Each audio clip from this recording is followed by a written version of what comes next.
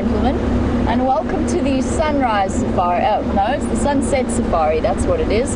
The heat has addled my brain. My name is Jamie. I have Tev's on camera with me this afternoon, and please forgive me for having to prise myself off the steering wheel where I had melted onto it. It's 45 degrees in the shade. That's 109 degrees Fahrenheit at 5 o'clock in the afternoon. So please forgive us for the hour late start. It feels a little bit like being inside an oven. It really is unbelievably hot, and it's an incredibly crushing dry heat. Mr. Henry will possibly, probably, most likely, definitely not be joining us for this afternoon sunset safari. He has discovered that his constitution is not quite up to this level of heat. So you will have the pleasure of my company for as long as I can stand it, at which point I will park off in the shade and slowly drip off the seat. But please join us on our live safari, and don't forget to please send through your questions so that I have plenty to talk about. Blisteringly hot afternoon. You can do that on hashtag Safari Live on Twitter, or you can email through to questions@wildearth.tv. And let us have a wonderfully enjoyable afternoon all together in as many shade patches as I can find. I think I'm going to accelerate through the sun to each shade patch. We'll stop and see what we can find to talk about there. Oh wow, it's hot.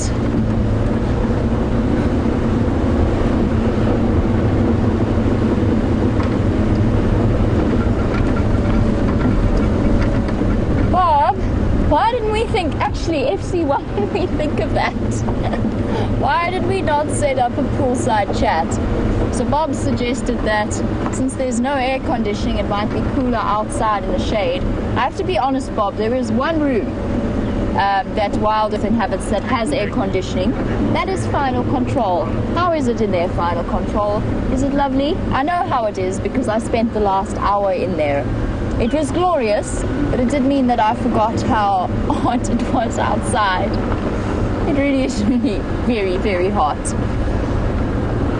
But I think a poolside chat might have been the way forward.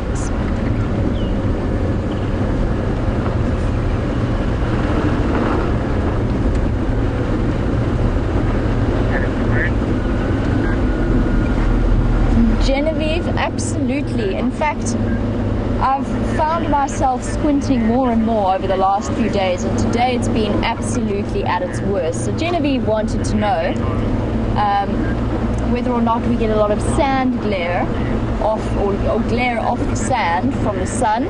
And it reminds you of the snow glare that you get. Yes, we do. It is phenomenally bright out here.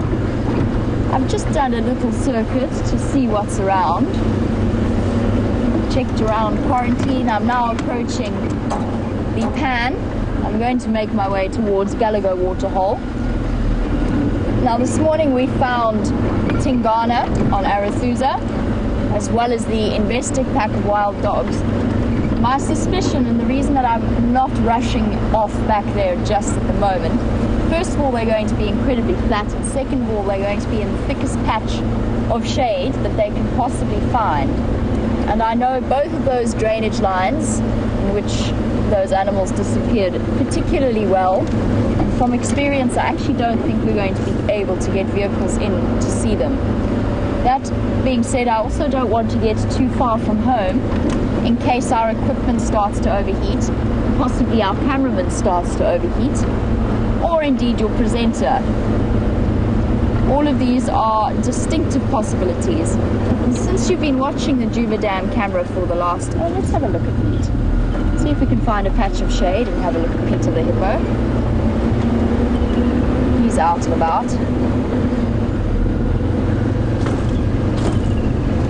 I'm sure that many of you have been watching the Juba Dam camera, and I know that a lot of people have been worrying about the situation and the fact that it is not being pumped. And that has resulted in a couple of emails that have been sent through to the lodge. Please, everybody understand that the lodge cares, and the people who are in charge of these things care just as much as we do about the state of the animals and the fact that there is this drought.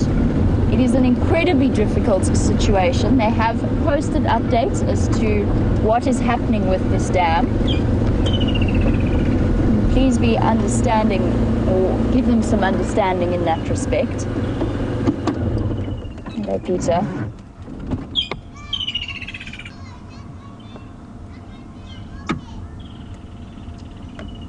And I think he's decided he's tired of lying in mud. Now, Peter is one of the reasons. We are hoping that with this pan being slightly dry that he will start to move off. He is causing cracks within the pan wall itself, which in turn is creating an incredible wastage of water, which compromises all of the animals out here, not least including himself. So we're hoping that this will encourage him to move to another dam. You can see the oxpecker is having a field day on his back.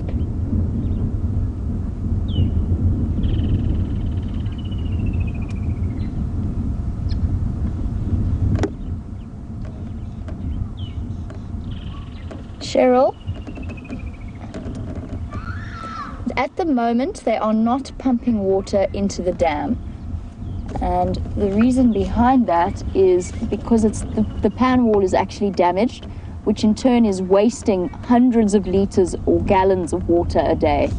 So that is why they are not pumping the dam wall at the moment. And obviously with this particular hippo around, he's making it very difficult for repair teams to come in and fix the wall.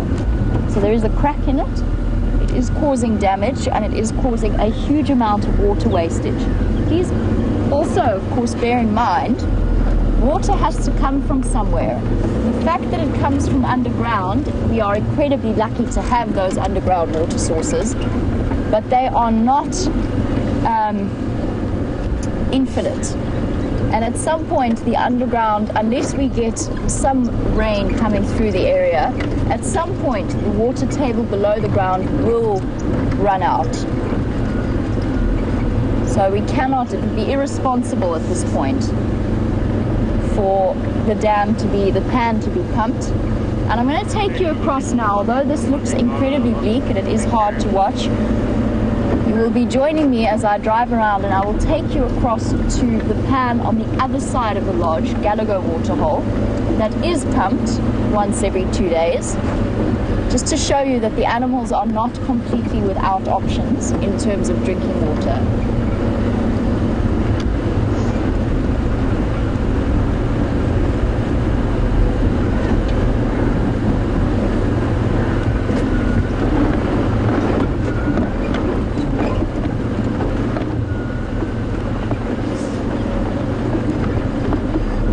And thank you to all of you, oh my word, brain fried.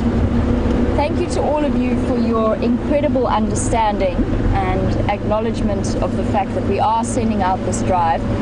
If I get to the point at which I feel as though Tebs and myself can no longer function, and it is as much Tebs' decision as it is mine, he is equally involved in this, I will cut the drive short.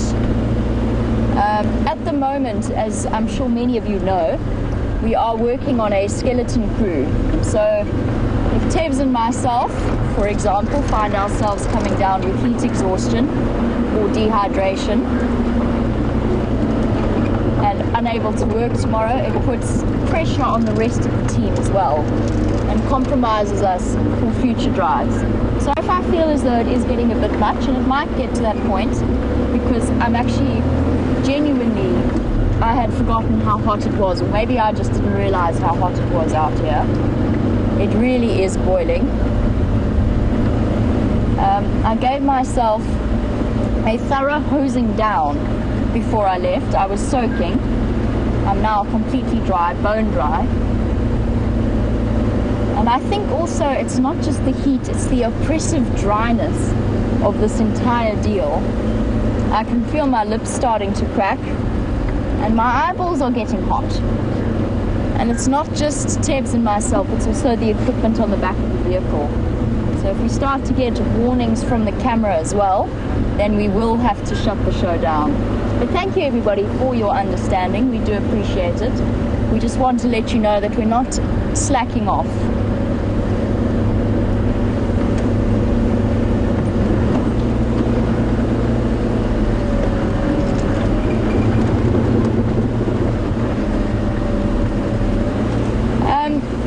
Now Diane, thank you for your message that we're amazing. I don't think we are. Yes, lodges do drives in heat like this with their guests. They generally go out sort of at roughly the same time we've gone out. It will be up to the guests themselves. And some of you watching the Juba Dam camera may have heard the guests that we're playing in the swimming pool. I think that they've decided not to go out this afternoon. But the Cheetah Plains guys, I have heard them on the radio. So they have gone out. They operate in a slightly different fashion, but yes, if your guests want to go out, you can advise them against it. You can give them lots of water, but the difference is that you can stop in the shade, let the vehicle cool down, let yourselves cool down, have a bit of a chat, have a nice drink of cold water from the cooler bottle. Different, and also not carrying very expensive camera equipment on the back and broadcasting equipment. And I must be honest, that also adds to our heat. The machinery at the back does exude heat, as does the vehicle. So at the moment, Tebs and I are wrapped in our own little insulated box, or it certainly feels that way anyway.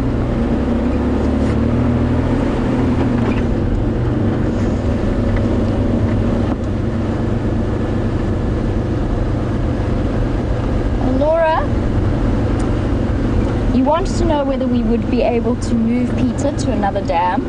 Hopefully he's going to start making his way on his own. Beyond that, it becomes a decision that is not ours. It is a very dangerous process. Let me rephrase that. It is not a dangerous process. It is a very complex process, moving an animal. You need vets on call, on standby. And bear in mind, of course, that Peter is not the only hippo in this position, as we saw with that hippo in Rufus Hook Dam.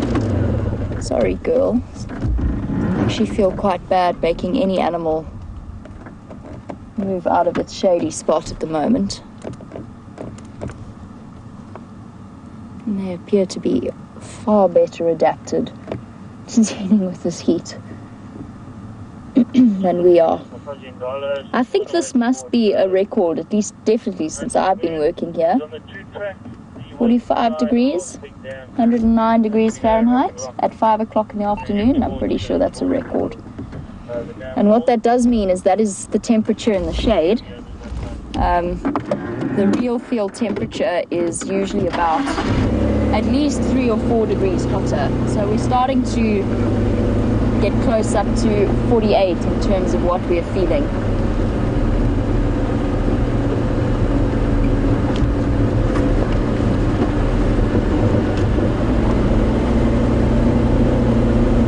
We'll take a trip around to Galago Pan. Let's see what's happening there.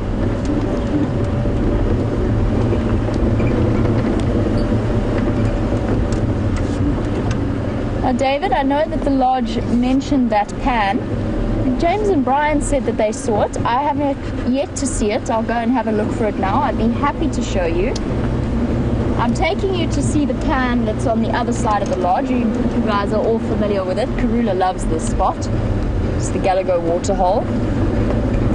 But I'd be more than happy to take you across to where that particular pan is. I just have to work out where it is exactly. It must be on the road down between Quarantine and the lodge.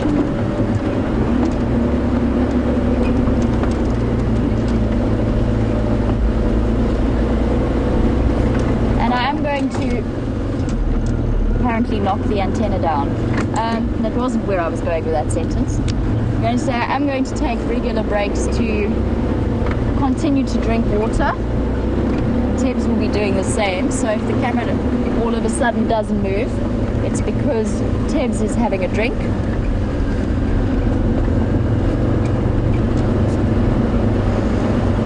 And I'm pretty sure if I put a tea bag in this, we could make tea.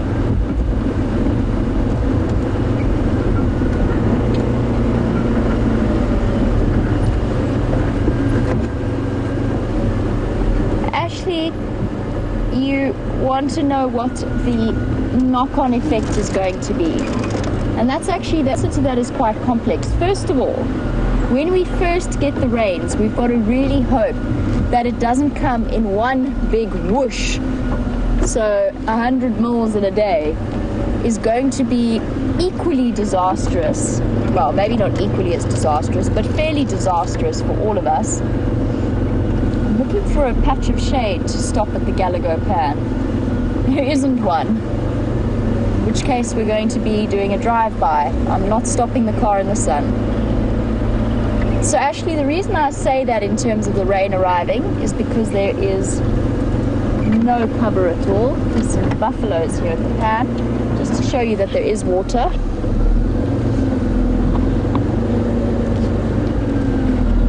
We will not be stopping.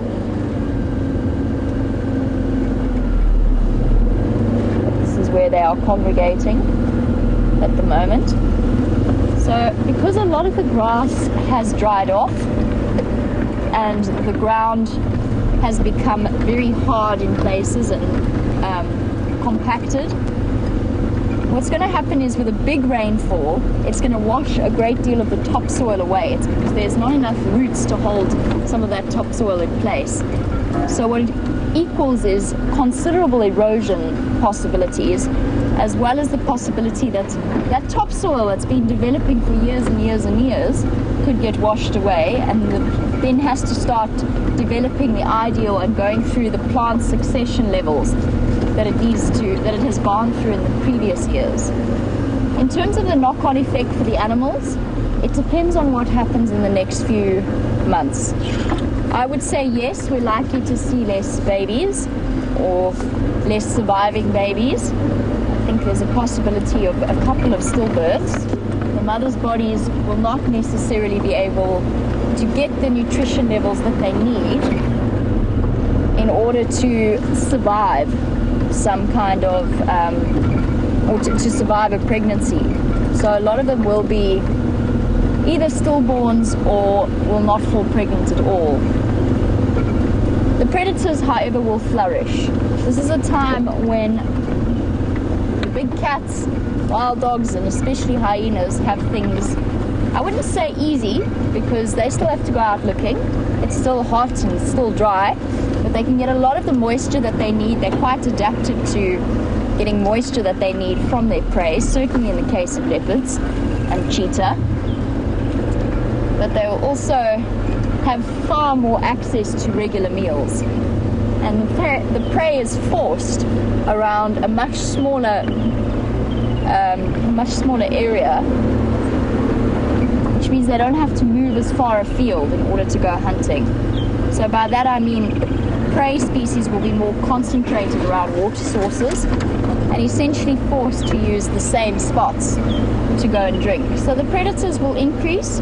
The knock-on effect from that, though, is that then the herbivores decrease in terms of their population, and eventually you'll see a visible dip in the predator population as well. It always reflects, but it takes maybe a year or two for that reflection to follow through, if that makes the trajectory that predators versus prey will have.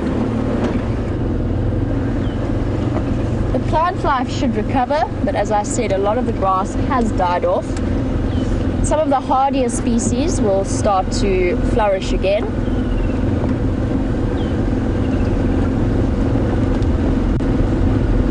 But this ecosystem has survived.